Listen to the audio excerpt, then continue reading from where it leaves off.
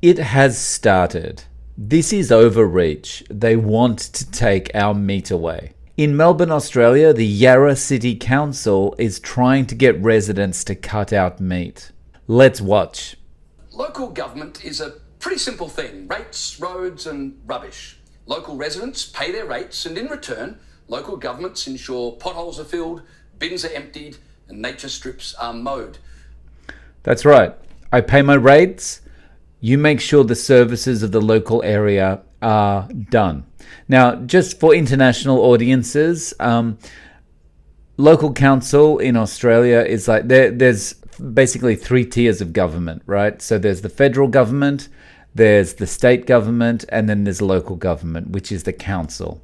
And the council has a mayor, and they are in charge of a particular region. You know, the state is split into little geographic regions, and each one of those has a council. And we're talking about the council of the Yarra City today. The task doesn't call for world changes. On the contrary, the job requires people who are prepared to dedicate themselves to ensuring the basic essentials of life get done. Fill holes, empty bins, trim the lawns. It's not sexy, but it's important. Increasingly, though, local government seems to be attracting incredibly mediocre people with equally incredible delusions of grandeur. Local councillor is fast becoming the career of choice for people who boast the talent of Homer Simpson and the ego of Julius Caesar. Take Melbourne's Yarra City Council as an example. On Tuesday night, they released an 81-page climate emergency plan. Why serve inner Melbourne suburbs when you can save the entire planet, right? So this is the thing, right? This is a small region of a state of a country with a population of 22 million or something like that, right? So this is a, geographically speaking, like worldwide speaking, globally speaking, this is a tiny area. And you pay your rates as a landowner or a homeowner in the Yarra City area, and those rates every year was probably in Yarra City is kind of an inner city area, so the rates are probably quite high. Say it's like between $2,000 and $3,000 a year, I guess, and you pay your rates, and they have to empty your bins, make sure they mow the grass on the public areas. What else? Keep it clean. Make sure they're giving out permits correctly for whatever needs to be built in the area or that kind of thing. That's their job. Their job is not to get residents to try and change their diets. Their job is not to tackle climate change with a manifesto of blah blah blah. That's not why I'm paying my rates. I want my bins emptied. That's what I'm paying my rates for. The 9 Yarra City Council members are recommending that local residents adopt a vegetarian diet. The report says, and I quote, "It's widely understood that a shift to plant-based diets is critical in responding to the climate emergency." BS. Nothing to do with it. A plant-based diet is probably going to make the climate emergency worse. What the crap they're spraying on the crops, what they're doing to the soil by monocropping, foods that are like fake meats and all that kind of thing, that's got to be produced somewhere. That's coming out of a factory. That's coming out of somewhere that's pumping lots and lots of CO2 into the atmosphere. That is not a carbon neutral way of eating. Compare what they do with monocropping and plant-based pretend foods to a few cow burps here and there. What are the Yarra City Council doing? But it's not more widely understood that a shift from local politics to Guardians of the Galaxy is not in the councillor's job description. Correct. This is a mob that can barely fill a pothole, but now dare to tell you what you can fill your stomach with. As well as demanding local residents forgo meat, the council is determined to get them out of cars. The climate emergency plan includes a goal to increase the number of people travelling by scooter to 20% by 2027 and 40% by 2032. Now, so again, here's the thing. As he said, I'm not sure who this guy is. He's on Sky News. I'm not sure who he is. But he's correct. Fill the potholes in the road. Collect the bins. Mow the grass. Fix those things first. Don't mess around with telling me what to eat. Don't mess around with saying I can't drive my car. This kind of thing, all it serves to do is make me want to eat more meat and potentially in front of you to annoy you, and drive an even more gas-guzzling kind of car. Like this kind of you have to do this by people who are elected not for this purpose it just puts people's backs up. None of this will make a scrap of difference to the weather, but that's not the point. It's just a lot more fun pretending to save the world by bossing around the people who pay your wage than it is to actually do the things ratepayers pay you to do. And if it really has fallen to the People's Republic of Yarra to save the world from a climate Armageddon, well, God help us. These guys first declared a climate emergency back in 2012, and they're only just now thinking, maybe we should use scooters. That's actually a good point. In 2012, they've declared there's an emergency. What have they been doing for the last 12 years? Like, it's taken them 12 years to make a plan to say we shouldn't eat meat. It's taken them 12 years to plan that we're going to recommend people don't use cars.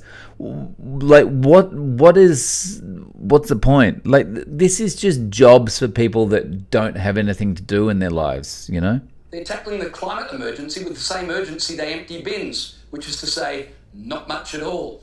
The climate emergency plan also pointed out that deforestation was a major problem, which is fascinating since this is a council responsible for Collingwood, Richmond and Fitzroy. Those are places in inner city Melbourne. Talk about a misappropriation of taxpayer funds. Speaking of funds, the Yarra Council is recommending residents change their superannuation and banking over to companies that avoid investments in fossil fuels. As if you'd take investment advice from this mob. This is a council. Pick up my bins. Sort out my rubbish. Don't mow the grass in the public parks. Do something like that. Stop advising me what I should do.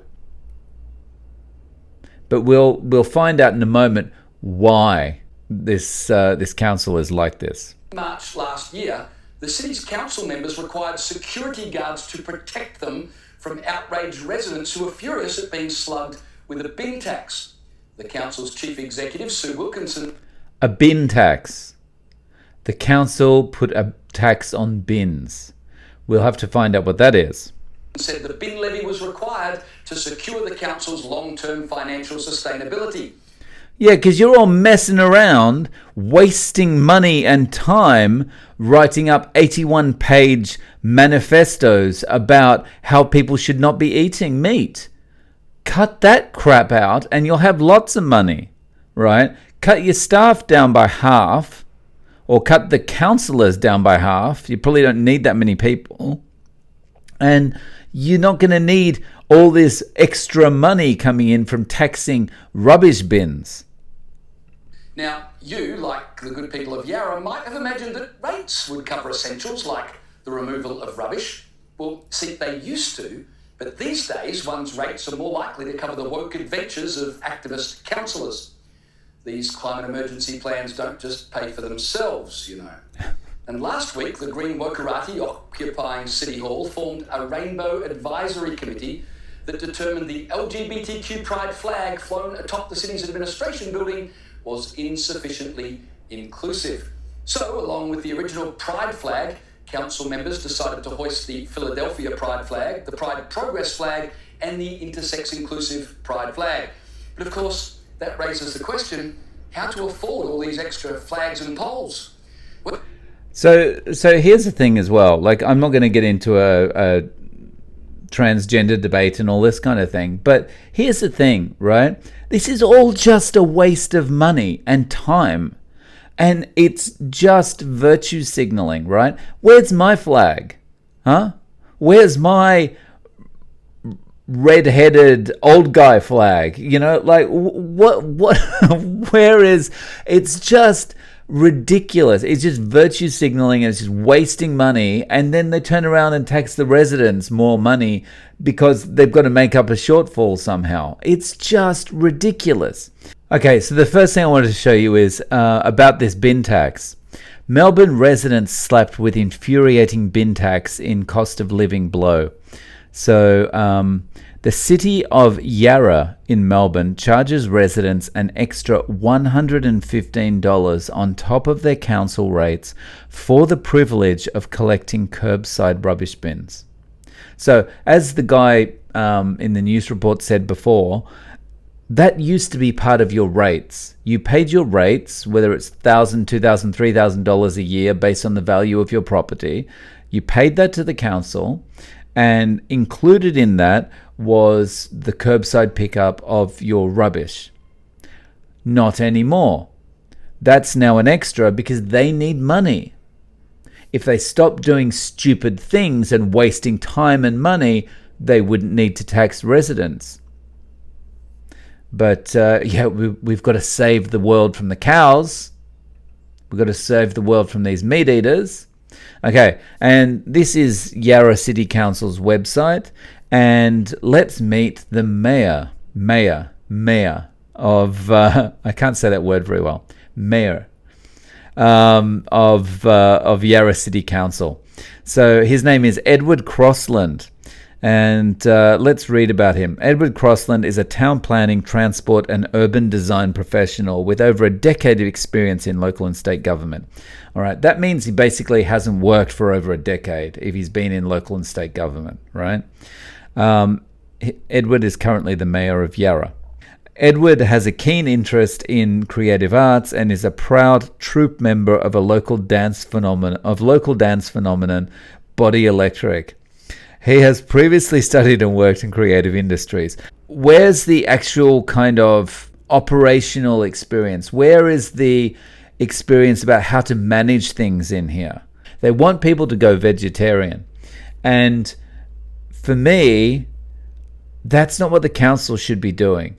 The council is there to do council things, like simple things, like pick up the rubbish, mow the grass in public places, keep things clean, manage public facilities, that kind of thing.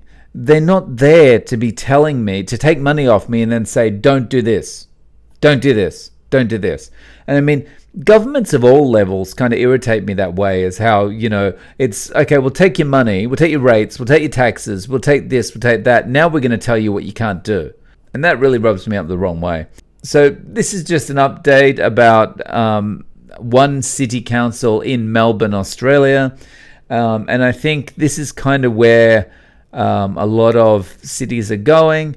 There's like New York. I think the mayor is vegan in New York, or vegetarian. And I think so he's really pushing these kind of anti-meat things there. I think it's pretty much the same in London, if I'm not mistaken, and I think it's starting to happen more and more in cities around the world, and I think this is a little bit scary. So I'd love to know your thoughts down below about this, and if you want to hear about the impact that cows have on the environment, check out this video next.